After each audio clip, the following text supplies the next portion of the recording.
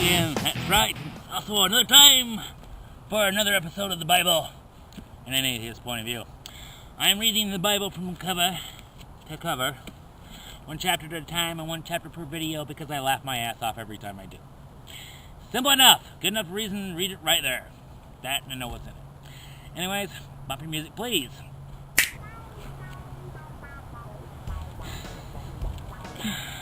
Oh, I know you all love my selection and bumper music. Where I left off in Neutered Homie, Duty Trophy, is chapter 24. Let's read. Verse 1. When a man takes a wife and marries her, if then she finds no favor in his eyes, because he has found some indecency in her. Indecency? What, she didn't shave for a week?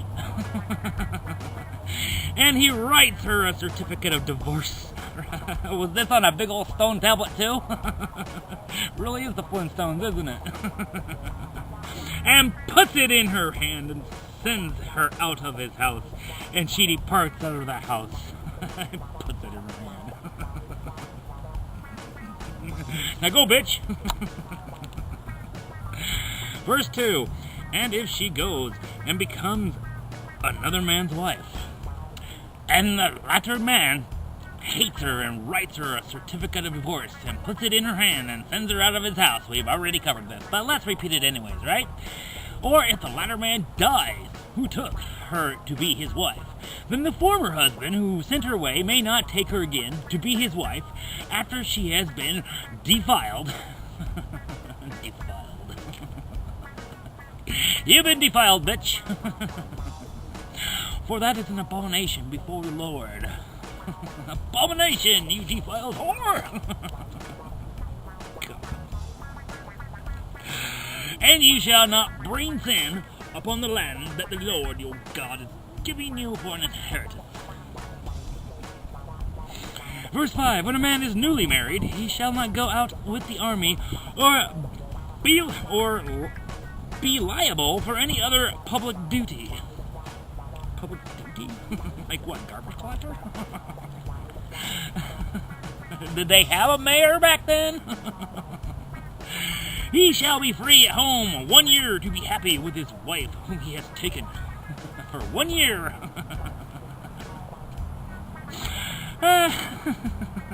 Verse 6. No one shall take a mill, or an upper millstone in pledge, for that would be taking a life in pledge. The fuck? Okay, sure. No pledge for you. Not even Murphy's oil soap. Verse 8. Take care in case of a leprous disease to be very careful to do accordingly to all that the Levitical priests shall direct you, as I command them, so you shall be careful to do. Be careful now. I'm commanding priests. Verse 9. Be remember what the Lord your God did to Miriam on the way as you came out of Egypt. Oh yeah, that's the bitch he turned to salt. Thanks a lot, God. Do we get a fucking pillar of pepper now? We'll have a matching set. Verse 10. When you make your neighbor a loan of any sort, you shall not go into his house to collect his pledge. But you can have the Murphy's oil soap. Verse 11. You shall stand outside, and the man to whom you make the loan shall bring the pledge out to you. They've got a butler. Verse 12. And if he is a poor man, you shall not sleep in his pledge. What the fuck?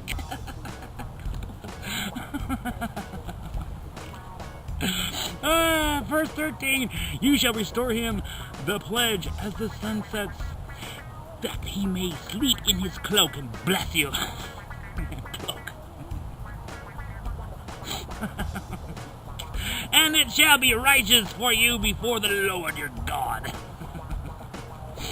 Verse 14. You shall not oppress a hired worker who is poor or needy, whether he is one of your brothers or one of the sojourners who are in your land within your towns. Verse 15, you shall give him his wages on the same day before the sun sets, or for he is poor and counts on it.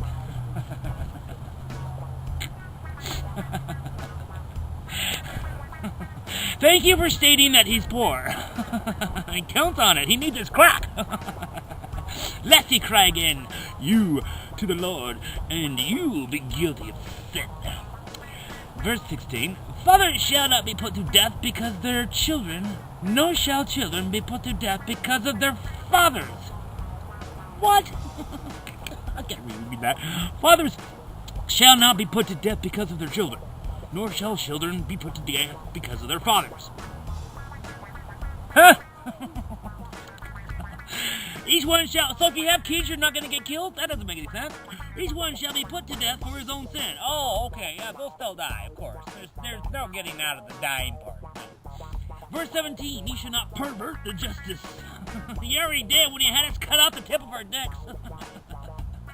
Do the sojourner, or do the fatherless, or take a widow's garment and pledge. I pledge to take your panties, baby. Verse 8, oh, that's right, I'm not allowed to pledge to take them. I'm just going to take them. Verse 18, but you shall remember that you were a slave in Egypt, and the Lord your God redeemed you from there. Therefore I command you to do this. Oh, another commandment. Oh, goody. Verse 19, when you reap your harvest in your field and forget a sheaf in the field, I imagine that's some kind of a picking thing, you shall not go back to get it. Why the fuck not? It shall be for the sojourner. Oh, okay. We're gonna pass it on. The fatherless and the widow, and the Lord your God may bless you in all your work of your hands. Verse 20, when you beat your olive trees. We're beating trees now? It's bad enough we're beating our wives and our slaves. Let's beat the trees too. You shall not go over them again. It shall be for the sojourner, the fatherless, and the widow. What about Dorothy and Toto, the scarecrow?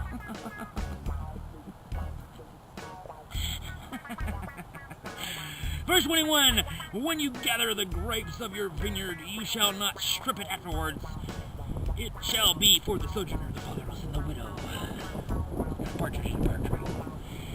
Last verse, you shall remember that you were a slave in the land of Egypt. Therefore, I command you to do this.